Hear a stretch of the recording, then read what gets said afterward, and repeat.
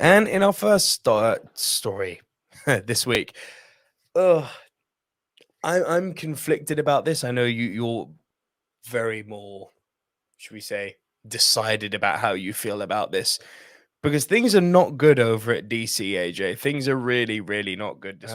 We need to talk sadly about how badly the Flash is performing. It's not good.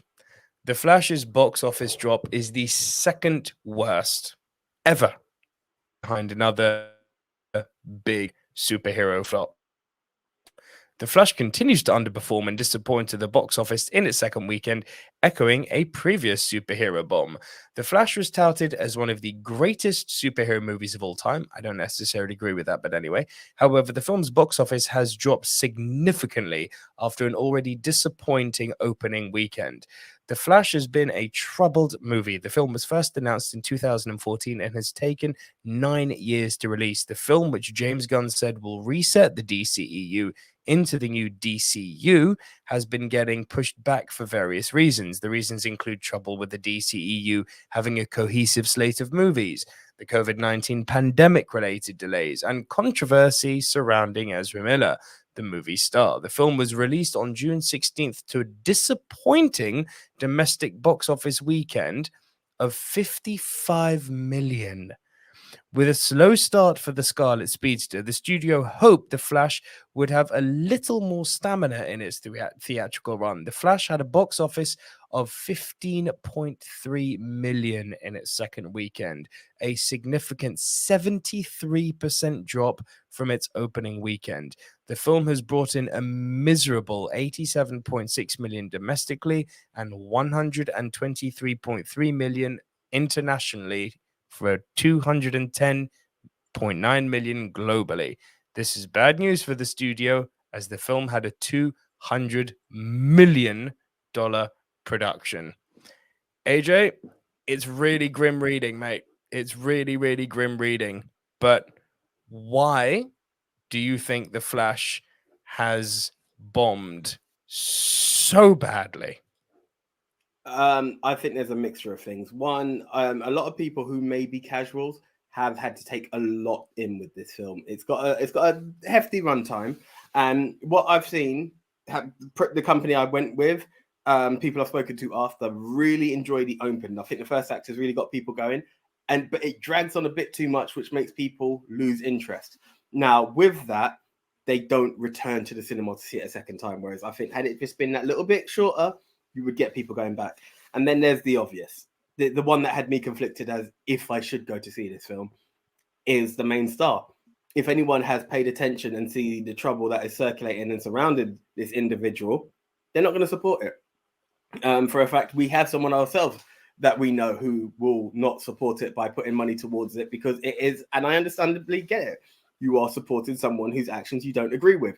Now, as much as the film is good and there are other stars in there, that's like, and I don't really want to go this way, but I'm going to be real in saying it. It's like saying, well, Hitler helped the economy. Let's ignore the other stuff he's done. You can't take away the crimes that are being put forward. It seems very clear, though not officially proven to be guilty, that this person has done these crimes and is quite proud to admit some of the stuff that has taken place from themselves. So why should you then support that person as the key character to this film? They're not featuring in the film. They are the main focus of the film. You are going to get some kickback on that. Yeah, look, I'm going to come at this with a little bit of a different take, because I am of the opinion that Ezra Miller, in fact, has nothing to do with the failure of this movie. Case in point, The Flash is failing. Shazam failed even worse than The Flash. Shazam 2, I mean. Black Adam flopped. Black Adam, starring the biggest movie star in the world in Dwayne "The Rock" Johnson. $400 million.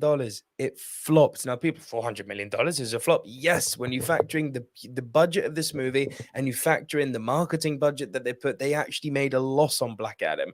So this tells me there is a trend. And the trend is simply, I know people are going to say people are bored of comic book movies. To that I say, nonsense.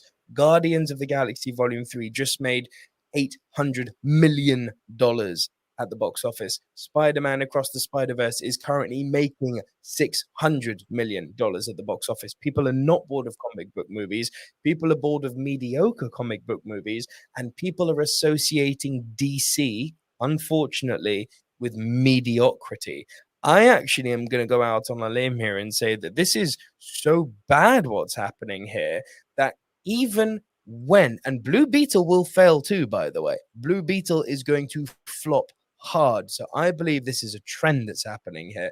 And I'm going to go as far as to say, as kind of leads us into our second story, but I'm going to go as far as to say, as even with the arrival of Superman Legacy, that movie's not going to perform.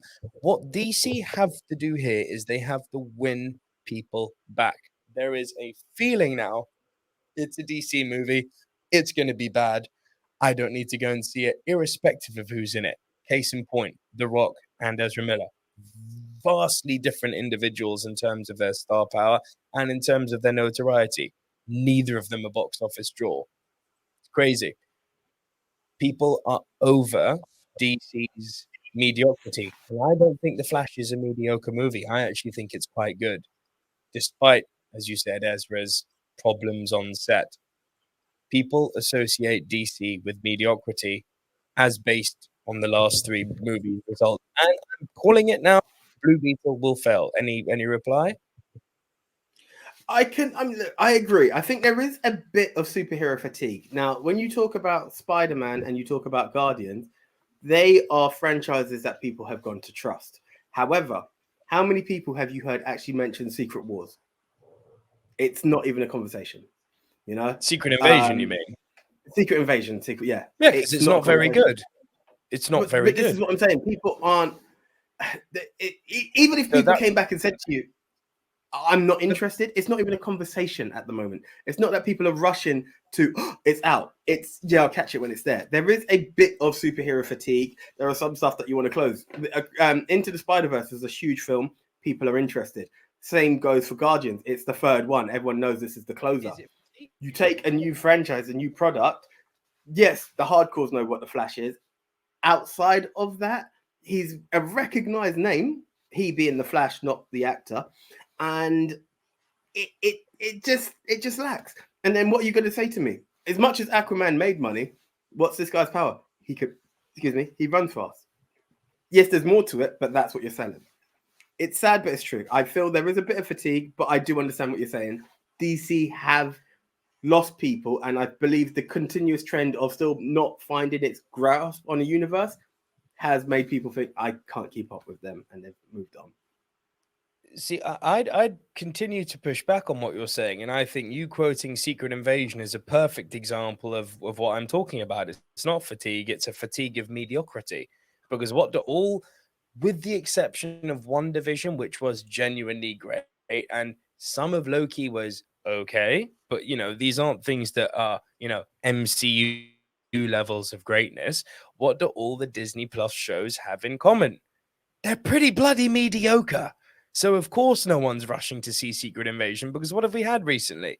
We've had Miss Marvel, which I actually quite liked, but a lot of people I know didn't. We've had Hawkeye, which was terrible.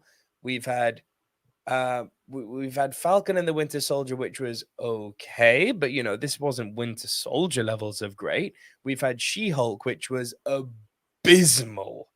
Like, what the hell have Disney done to make people trust their Disney Plus shows? Nada.